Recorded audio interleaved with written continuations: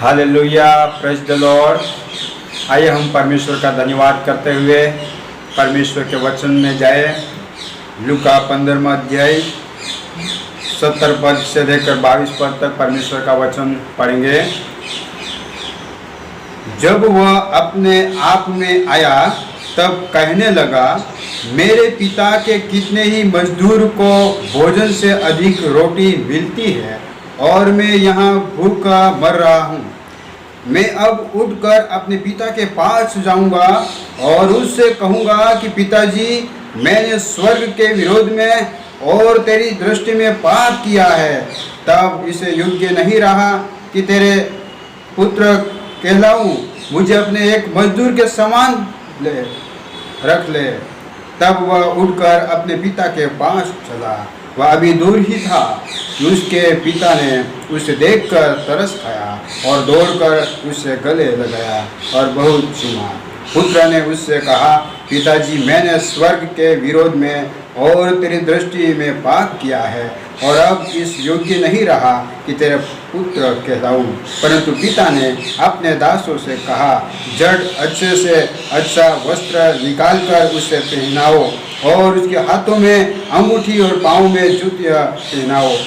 परमेश्वर का वचन है। आइए हम परमेश्वर के वचन को समझने के लिए छोटी सी प्रार्थना करते हैं।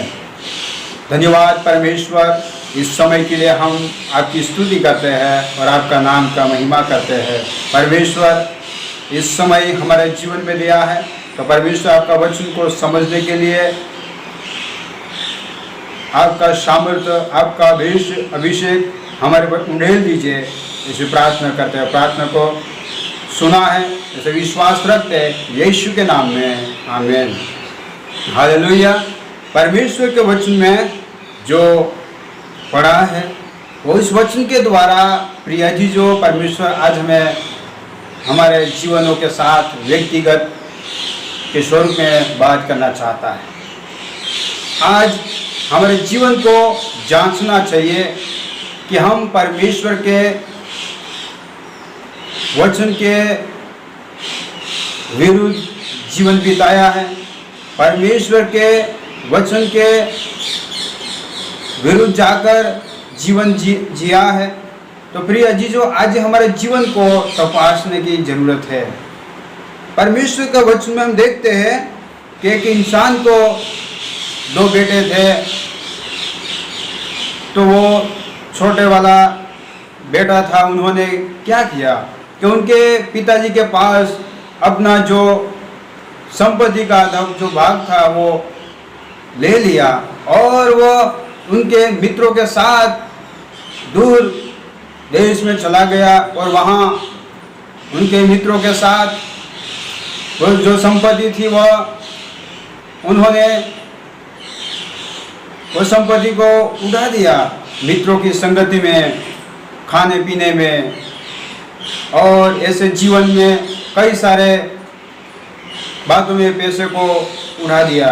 और जब वो कंगाल हो गया, जब वह उनका मित्र भी छोड़कर वो चले गए, तब वह निराश हो गया। उनके पास दूसरा कोई ऑप्शन नहीं था, वह दुखी था और खाने के लिए भी उनके जीवन में समस्या पड़ने लगी। तो उस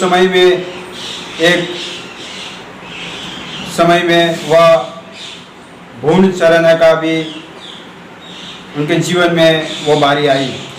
तो वहाँ गया और उन्होंने पूछा कि मेरे को क्या खाना है। तो वह जो भूंड था, जो मालिक था, वो भूंड का जो मालिक था, वो मालिक ने बताया कि जो भूंड खाते हैं वही खाओ। तब जाके उन्होंने जीवन में ये जो उनके पिताजी के वहाँ जो मजदूर भी खाना खाते थे, जो अच्छे से रहते थे, वो सबको याद किया और जीवन में वो स्मरण आया और याद किया। और फिर उन्होंने अपने जीवन को जांचा कि मैं कहाँ हूँ और मैंने क्या किया। वो जीवन में देखा मैं कैसे जीवन जी रहा हूँ। और फिर वहाँ जो जगह पे वो बैठा था, जो जगह में वह रहता था, वहाँ से वो उठा और अपने विचार में सोचने लगा, मैं मेरे पिता के पास जाऊँ और मैं क्या कहूँ। और फिर वह मन में सोचता है, जांचता है और कहता है कि पिता, मैं आपका बेटा होने का लायक नहीं हूँ, मुझे आपके जो मजदूर है वैसे ये सामान आपके वहाँ रखो। वह उनके पिता के पास गया और पिता ने दूर से देखा तो पिता दौड़ के जाके बेटे को गले लगाया और प्रेम किया। प्रिय जी, जो आज हम हमारे जीवन में परमेश्वर को नहीं भावता ऐसा जीवन जिया है तो परमेश्वर बुलाता है, परमेश्वर आह्वान देते हैं, परमेश्वर उनके राज्य में आने के लिए आज जो वचन के द्वारा जो बुलावा भेजा है तो हम उनके पास जाना चाहिए। परमेश्वर प्रेम करते हैं, परमेश्वर का प्रेम हमारे जीवन में महान है और वो हमको अच्छा सा जीवन जिए, इसलिए परमेश्वर इस जगत में आए हैं। तो प्रिय जी, जो आज हमें परमेश्वर के पास आना जरूरी है। आज बहुत ऐसे लोग हैं कि परमेश्वर के पास आना चाहते हैं लेकिन वो अपने पुराना जीवन छोड़ना नहीं चाहते। प्रिय जी, जो परमेश्वर के पास आना है तो पुराना जीवन छोड़ना चाहिए। पुराना जो आदत है, बुरी आदत है, जो पापमय जीवन है, वो छोड़ना चाहिए। जब वो छोड़ के परमेश्वर के राज्य में आएंगे, परमेश्वर के दरबार में हम आएंगे तो परमेश्वर जरूर हमको माफ करेगा। और जो इस बेटे होने का जो संबंध तोड़ दिया था, फिर भी वो परमेश्वर और उनके पिता के पास गया तो वो पिता ने माफ किया। तो वही पिता हमारे सर्वशक्तिमान परमेश्वर है, जिन्होंने इस सारी संसार को बनाया है, हम सभी को बनाया है। तो प्रिय जी, जो परमेश्वर के पास आना जरूरी है। परमेश्वर माफ करता है, परमेश्वर जीवन में आशीष देता है। तो इस वचन के द्वारा आप सभी को प्रभु आशीष दे।